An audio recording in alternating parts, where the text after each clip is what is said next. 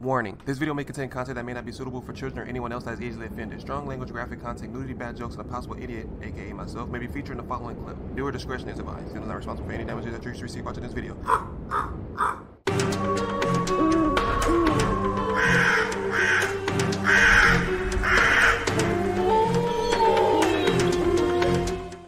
Hey, what's up, y'all? It's Zems, and welcome to 4 Horrifying Experiences of Former Police Officers. This video is by Mr. Nightmare, so if you guys haven't already, be sure you swoop down the description box, click on the link, and go watch the video to the entirety while me pausing and stopping and talking through the whole thing. Thank you guys so much, man. 2000 is right around the corner, man. I'm hyped. I hope you guys are happy as well, man. We've come a long way, man. 3 years, man. 3 whole years, but man, patience and consistency is paying off, so man, welcome to the journey, man. Hit that like button, hit the subscribe button, man. Support your boy. Hit that notification bell so you get all my drops when they do drop. But for now, let's get it. Police officers have always gotten a bad rap for their authority over us, which is very often abused. True. However, the police are the first ones to get called into action whenever trouble arises, and they'll no doubt see some disturbing stuff. Here are 4 haunting stories of former police officers. Number 4. I was a cop for 30 years. I retired at the age of 50, so of course I had some weird calls. But I'll never forget the night that me and my partner Steve were called to respond to a domestic abuse report. That was dangerous. The call was made by a neighbor. These calls were never really a big deal. It usually gave us something to do during the night. Not that I enjoyed dealing with couples fighting and all that stuff. It can get bad. So we arrived at the house. I still vividly remember the address, and I remember the door was left wide open. The second we stepped inside, the strong scent of marijuana filled our lungs.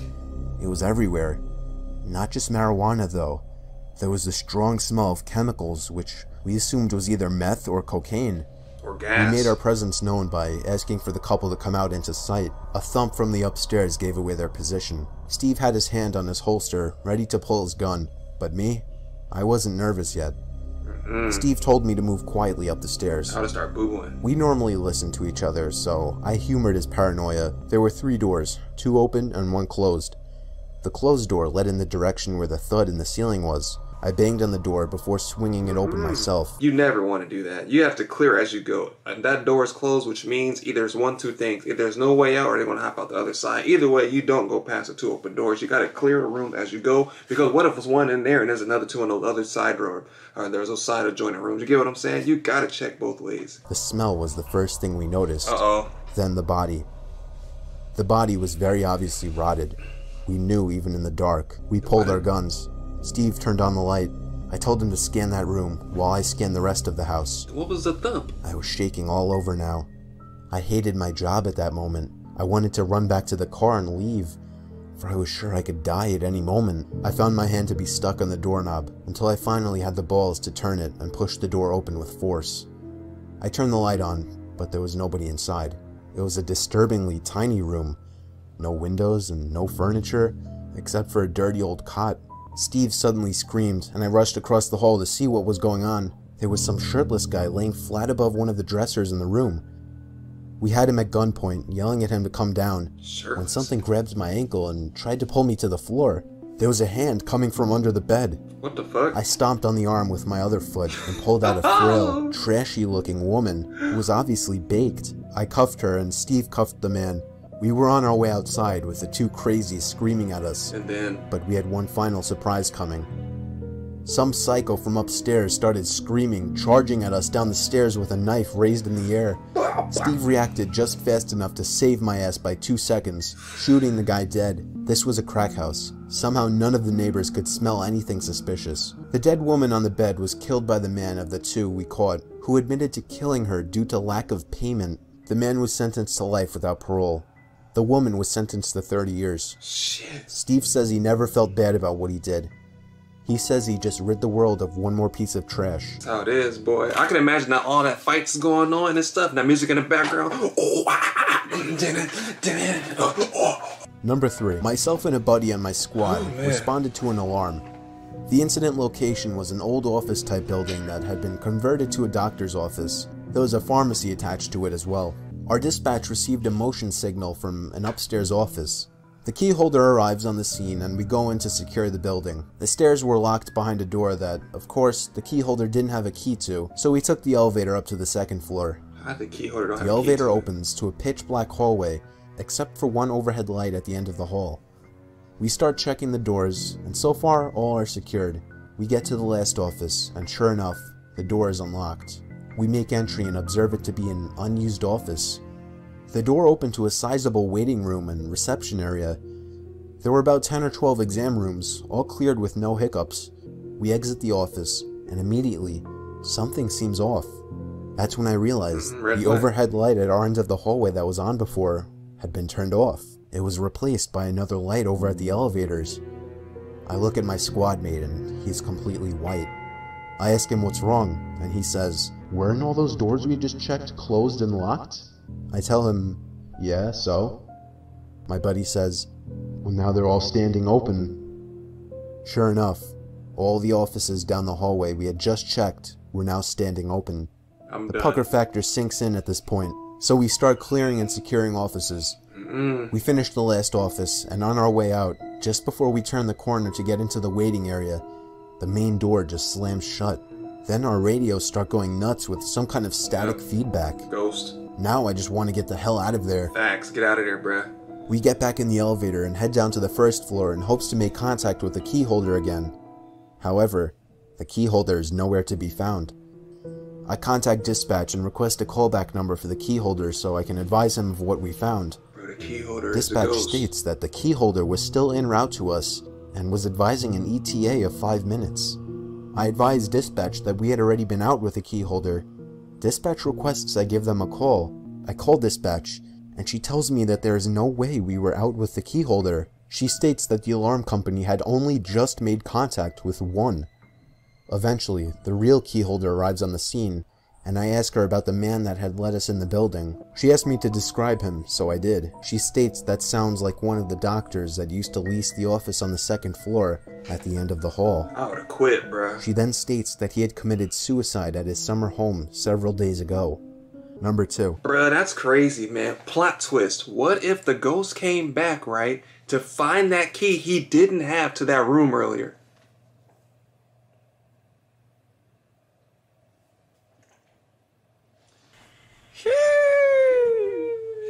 I was responding to a call in the village. A resident was reporting noises coming from one of the abandoned buildings from across the street, most likely trespassing. I arrived and began my search in the building. It used to be a 2-story convenience store. Now it was completely stripped empty, except for the parts attached to the floor, like the counter and shelves. You find a lot of those in LA. The lights didn't work in there either. I checked every small aisle for anyone to possibly be hiding in, and then I did the same thing upstairs.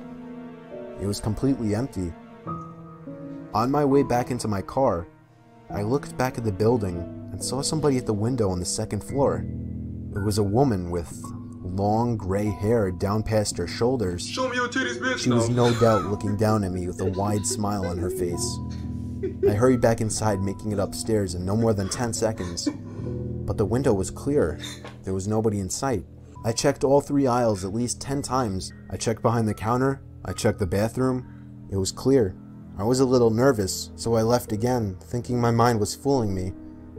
I looked back at the window, and there she was again, the same mockingly disturbing smile on her face. Get out of there, bruh. I went back up there again, this time running around all 3 aisles trying to find this woman. I was about to give it up once more and leave for good, when I noticed something in my peripheral vision. It was on the ceiling.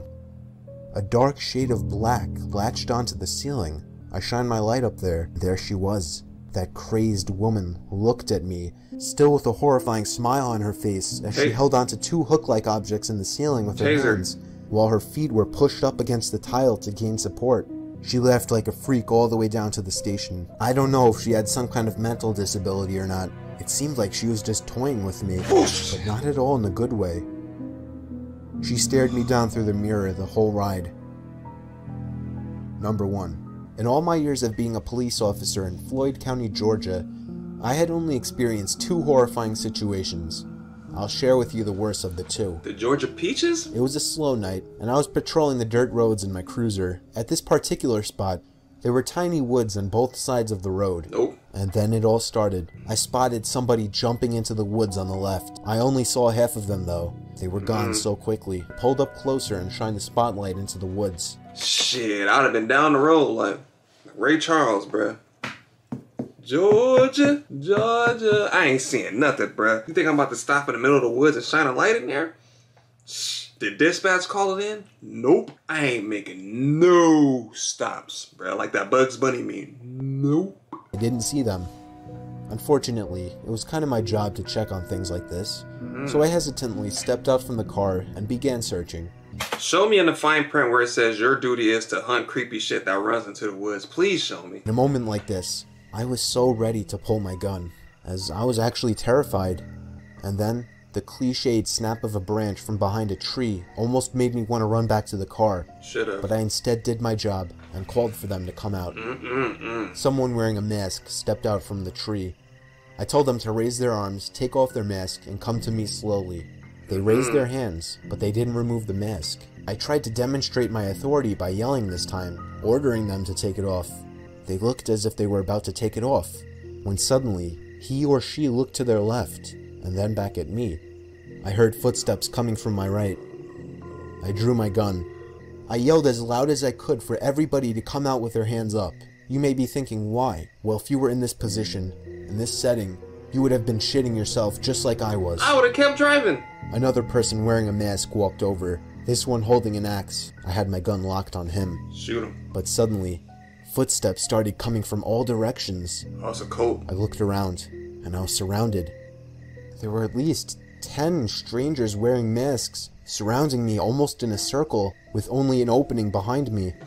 Shit. Half of them were armed with axes and the like. I'd have been like, dispatch, all clear. I stood there, gun raised, but not even aimed at anything at this point. I felt like I was gonna throw up. One of them, I'm not sure which, finally broke the silence, telling me in a muffled, deep voice, "Go away." My heart dropped as he said this. Yes, sir. In a way that I knew I was going to live. I turned and ran for the car, driving down the road half a mile, all while calling for backup. As you would guess, the whole group was gone from the woods when a search squad arrived. Yeah, absolutely. I have a theory on this, however. I believe that what I witnessed was some kind of fucked up secret society that was planning on trapping an innocent passerby, and I think that whoever jumped into the woods as I was passing recognized my car as a police car and tried to hide. Had I not been a police officer, I believe they would have stopped me, led me to the woods, and done whatever this group does for its sick kicks. Cool. Yep. They definitely was about to make a blood sacrifice, man. 100%, bro. You can't. You're not about to be in the woods with somebody just have axe and mask, bro. Y'all all matching, and it's that many of you in the woods, bro. It's 100% a cult, bro. They're about to sacrifice something. It would have been him, but he's a police officer, so they didn't want to do that. Luckily, he had status because it was just some regular old passerby trying to be nosy, bro. Your cheeks would have got clapped, the left one and the right one, bro. In between. I'm gonna end it right here, guys. If you enjoyed my content, man, hit that like button, hit the subscribe button, support your boy. This video is by Mr. Nightmare, so if you guys enjoy it, be sure you swoop down to the description box, click on that link, and go watch the video in entirety while I'm pausing and stopping and talking through the whole thing. Let me know down in the comment section which video you thought was the scariest. For me, I would probably say it had to be the last one and the one with the crack house one, because 100% I would have fainted, bruh. They got attacked by crackhead. Not just any person, bruh. Crackhead is probably one of the strongest people on the planet, bruh. They have some, I don't know if the drugs make them access more parts of the brain that gives them more strength or what. They're strong, they fast, bruh. They just super, they agile, bruh. Nothing hurts them, bruh. So, oh man, that was rough. But yeah, let me know down in the comment section, man. If you guys want to see more of this, let me know down in the comment section. If you have any recommendations, let me know down in the comment section. But yeah, keep doing what you guys are doing. 2,000 around the corner, and I will keep them coming, man. Get ready for a Saturday or Sunday for a live stream, man. You guys deserve it, man. You guys been supporting me so well, so thought I'd get back to you guys to celebrate as well. And I graduate tomorrow, so happy about that. But yeah, man, thank you guys for sticking around. But again, thank you guys for watching, and I'll see you guys next time. If you guys are new to the channel, my name is Zems, and welcome to the Crow's Nest.